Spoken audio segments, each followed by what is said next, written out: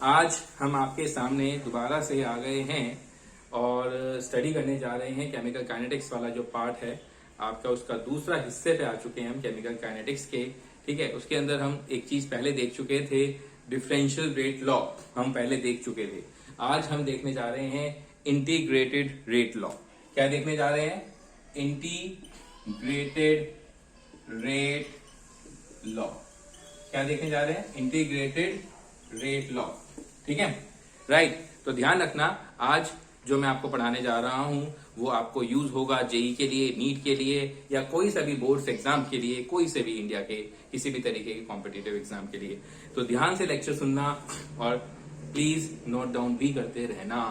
Right, ऐसा नहीं है कि आराम से बैठ के देखते रहोगे। Right, don't like this. Video नहीं देखनी है, मूवी नहीं देखनी है, इसको समझना है। ठीक है, नाउ क्वेश्चन उठता है सबसे पहले कि सर इंटीग्रेटेड रेट लॉ का नाम क्यों पड़ा? इंटीग्रेटेड रेट लॉ ही क्यों? डिफरेंशियल रेट लॉ से काम नहीं चल रहा था क्या? क्या जरूरत पड़ी थी इंटीग्रेटेड रेट लॉ लाने की? सर जरूरत थी, क्योंकि उस डिफरेंशियल रेट लॉ जो था वो हमारा, अगर आप पर्टिकुलर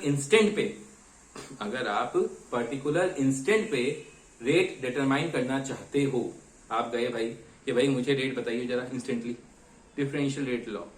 नाउ अगर आप गए भाई मुझे 2 से लेकर 5 सेकंड तक रेट चाहिए, क्या चाहिए? 2 से लेकर 5 सेकंड तक का मुझे रेट चाहिए, तो क्या यूज करोगे? इंटीग्रेशन। इंटीग्रेशन किसके लिए होता है? रेंज। राइट, तो there we define the integrated rate law. Clear हुआ? उस समय हमें इंटीग्रेटेड रेट लॉ की जरूरत पड़ती है। अब सर जनरली वैसे तो बहुत सारे ऑर्डर के रिएक्शंस होते हैं। एक होता है जीरो ऑर्डर, ठीक है, एक होता है आपका जीरो ऑर्डर, एक होता है आपका कौन सा ऑर्डर? First order. एक होता है आपका जीरो ऑर्डर, एक होता है आपका फर्स्ट ऑर्डर। राइट, अच्छा सर, अब जीरो ऑर्डर के लिए कैसे करेंगे? Definitely rate is equal to K. अगर कोई भी एक रिएक्शन मान लो ए गिव्स पी, ठीक है, ए गिव्स पी, तो इसका जो रेट होगा, अगर मैं इसको जीरो ऑर्डर रिएक्शन मान के चलता हूं तो rate is equal to K A की पावर 0। I hope so. इसको क्या बुलाते हैं? कॉन्सेंट्रेशन ऑफ ए। तो ए की पावर क्या आ जाएगा? 0। ओके, एंड रेट को क्या लिख सकता हूं? Minus D A by D T. लिख सकता हूं या नहीं लिख सकता हूं? के ए की पावर 0 क्या होता है? 1 होता है, सभी को पता है। राइट, अच्छा, तो minus D A is equal to K D T. बिल्कुल सही बात है, तो माइनस साइन उधर चला जाएगा सर, तो D A is equal to minus K D T. तो ये इक्वेशन हो गई। नाउ अगर मैं एक टाइम ड्यूरेशन के लिए निकालता हूं तो दो, मान लो इनिशियल जो कॉन्सेंट्रेशन है उसको मैं ए नॉट मानता हूं, फाइनल में जो कॉन्सेंट्रेशन है, मतलब जो उस समय बच गई है, जो रिमेनिंग कॉन्सेंट्रेशन है वो कितनी है? ए है। ठीक है, राइट। तो टाइम कितना है? 0 से लेकर टी। ओके सर, टाइम कितना है? 0 से लेकर टी। ओके, अब डीए का इंटीग्रेशन क्या होता है? आई होप सो सभी को पता है ये बात, डीएक्स का इंटीग्रेशन एक्स होता है। राइट, आई होप सो ये चीजें पता होंगी सभी को। सर डीएक्स का इंटीग्रेशन एक्स होता है, पता है ना जनरल फॉर्मूला इंटीग्रेशन का? एक्स की पावर एन डीएक्स, तो एक्स की power N plus 1 upon N plus 1, यही रहता है इंटीग्रेशन का जनरल फॉर्मूला।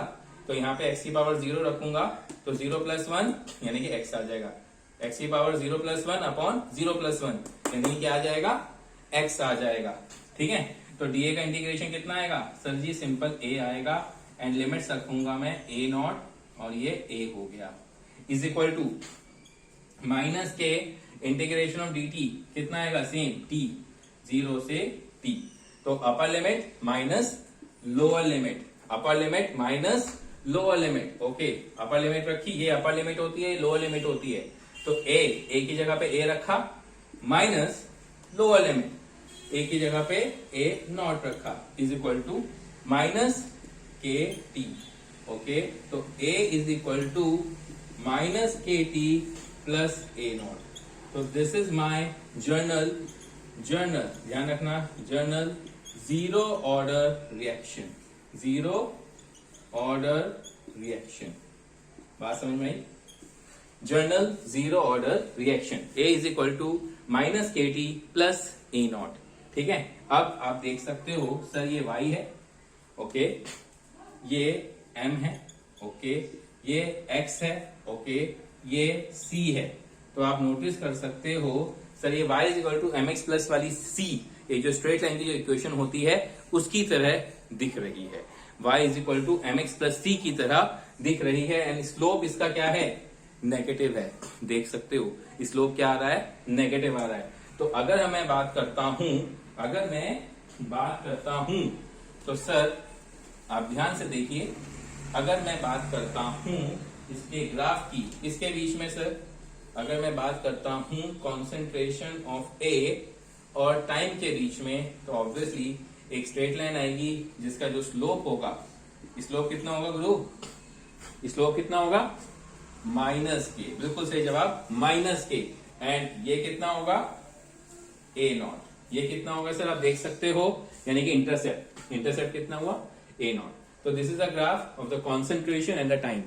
ओके सर, एक और चीज अगर आप ध्यान से देखें, एक और चीज अगर हम देखेंगे, अगर मैं आपसे पूछूं कि सर रेट y एक्सिस पे और कॉन्सेंट्रेशन x एक्सिस पे for the zero order reaction क्या होना चाहिए, क्या होना चाहिए।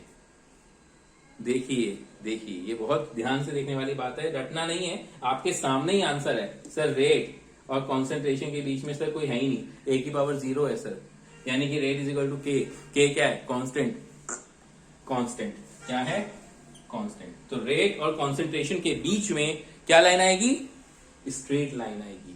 क्या लाइन आएगी, स्ट्रेट लाइन आएगी। बात समझ में आई। तो रेट और कॉन्सेंट्रेशन के बीच में, यानी कि does not depend upon the concentration. This is case for the zero order reaction. Now अब यहां तक मेरे ख्याल से पिक्चर क्लियर हुई होगी। ये मेरी जनरल इक्वेशन हो गई for the zero order reaction. Concentration of A is equal to minus K T plus A not. ठीक है। नाउ अब हम बात करते हैं फॉर द फर्स्ट ऑर्डर। ध्यान रखना, वो बहुत काम आती है, हर जगह 99% उसी पे ही क्वेश्चन पूछे जाते हैं। ठीक है। तो अब हम देखेंगे क्या चीज, for the first order same फंडा है। ध्यान रखना क्या है, बिल्कुल सेम फंडा, कुछ भी अलग नहीं है। ध्यान रखना ये बात, कुछ भी अलग नहीं है, सेम तरीके से करेंगे, सेम फंडे से करेंगे। समझ में आ रहा है क्लास, बिल्कुल सेम तरीके से एंड सेम फंडे से हम फर्स्ट ऑर्डर को भी देखेंगे। ठीक है, देखो अभी दिखाते हैं आपको। सी, अब मेरा अगर हम बात करें फर्स्ट ऑर्डर की इक्वेशन, किसकी बात कर रहे हैं, फर्स्ट ऑर्डर इक्वेशन। ठीक है, राइट, बिल्कुल। तो फर्स्ट ऑर्डर इक्वेशन में क्या है, मान लो सेम फंडा, ए गिव्स पी। ठीक है, एक रिएक्टेंट है, वो क्या दे रहा है, पी एक प्रोडक्ट दे रहा है। सिंपल सी बात है। Okay sir ji, rate is equal to K into A की पावर 1, ऐसे लिखेंगे रेट लॉ, ऐसे रेट लॉ लिखते हैं, rate is equal to K A की पावर 1। नाउ अब सर रेट को कैसे लिखूंगा, minus D A upon D T, बिल्कुल सही बात है, minus D A by D T is equal to K A की पावर 1। नाउ अभी ए की पावर 1 को मैं नीचे ले जाता हूं। ठीक है, ए की पावर 1 को मैं नीचे ले जाता हूं, ध्यान से देख लीजिए, एंड के डी टी। ठीक है, right, K D T. Okay, minus sign को उधर ले जाता हूं अच्छे बच्चों की तरह, ताकि हमें अपनी कैलकुलेशन में प्रॉब्लम ना देखनी पड़े 84 भी। ओके, अब अगेन इंटीग्रेटिंग बोथ साइड्स, क्या है, integrating both sides, limit same sir ji, A not and A, 0 and T, बिल्कुल सही बात है सर। अब आगे की अगर बात करूं, क्लियर, अगर हम आगे बात करें तो dx अपॉन एक्स का इंटीग्रेशन क्या होता है, dx अपॉन एक्स का इंटीग्रेशन क्या होता है, ln x, क्या होता है, ln x। ठीक है, dx अपॉन एक्स का इंटीग्रेशन क्या होता है, ln x, बिल्कुल सही बात। तो dA अपॉन a का इंटीग्रेशन क्या होगा, ln a, क्या होगा, ln a। तो सर मैं लिमिट्स रख सकता हूं, तो a नॉट और ये हो गया a is equal to minus K T, वही आ जाएगा ना। अपर लिमिट रख दूं, ln a की जगह पे a रख देता हूं, minus A not ln a not is equal to minus K T. Okay, now एक तरीका हमारे एक फॉर्म आ गई सर सेम तरीके से ln a नॉट। तो आप अगर नोटिस करोगे अगेन सेम फंडे की तरीके से ये y है, ये m है, ये x है और ये c है। तो सेम तरीका है सर, अगर मुझे ध्यान रखना इस बार कॉन्सेंट्रेशन और टाइम नहीं है, ln a है यानी कि ln ऑफ कॉन्सेंट्रेशन, और सभी को आपको पता ही होगा ln का मतलब होता है log बेस e। ठीक है, ये चीजें मत भूलना, छोटी छोटी चीजें होती हैं, छोटी छोटी मगर मोटी बातें। तो ln a और t के बीच में अगर आप ग्राफ ड्रॉ करोगे तो देखो ये ऐसा आएगा, स्ट्रेट लाइन आपके डिक्रीजिंग में आएगी एंड अगेन इसमें स्लोप कितना होगा सर माइनस के। नाउ अब आपको ये सभी को पता है कि log बेस e जो है अगर उसको मुझे चेंज करना है log बेस 10 में, तो मैं क्या करता हूं अगर मुझे इसको log बेस 10 में चेंज करना है, और log बेस 10 में क्यों चेंज करना है, क्योंकि सर मेरी लॉग बुक्स में जो वैल्यू होती है log बेस 10 की होती है, log बेस e की नहीं होती। जनरली मुझे log बेस 10 की वैल्यू ही दी जाती है, तो definitely I need to change. Thermo में भी हमें जरूरत पड़ती थी अगर ध्यान हो तो आई need to multiply by a factor of 2.303। ठीक है, तो मैं वहां से चेंज कर देता हूं 2.303। ठीक है, log base 10 a is equal to minus K T plus 2.303 a not, यही होगा, सही है, राइट। अब 2.303 से आप डिवाइड कर दो अच्छे बच्चों की तरह, तो log base 10 a is equal to minus K upon 2.303 t plus a not.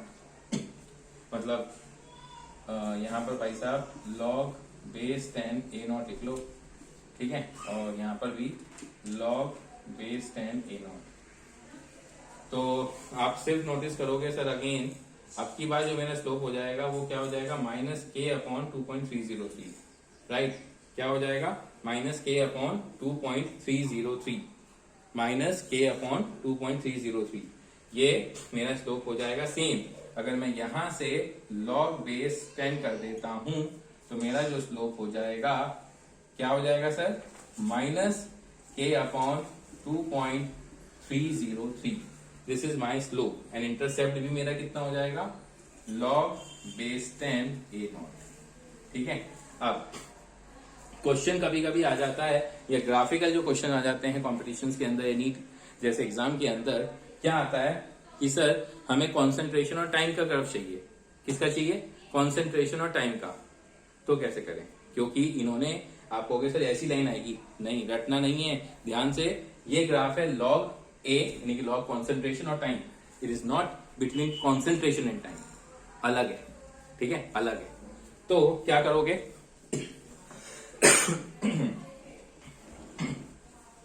क्या करोगे भाई, कुछ नहीं करना, कोई बड़ा काम नहीं करना, आपको जस्ट सिंपल सी मैथमेटिक्स देखनी है, राइट। मैथ्स के साथ खेलना रहता है, नथिंग एल्स। इसी को लेते हैं, इसी को बेस इक्वेशन को लेते हैं और क्या करते हैं, ये देखो log a minus log a not is equal to minus K T.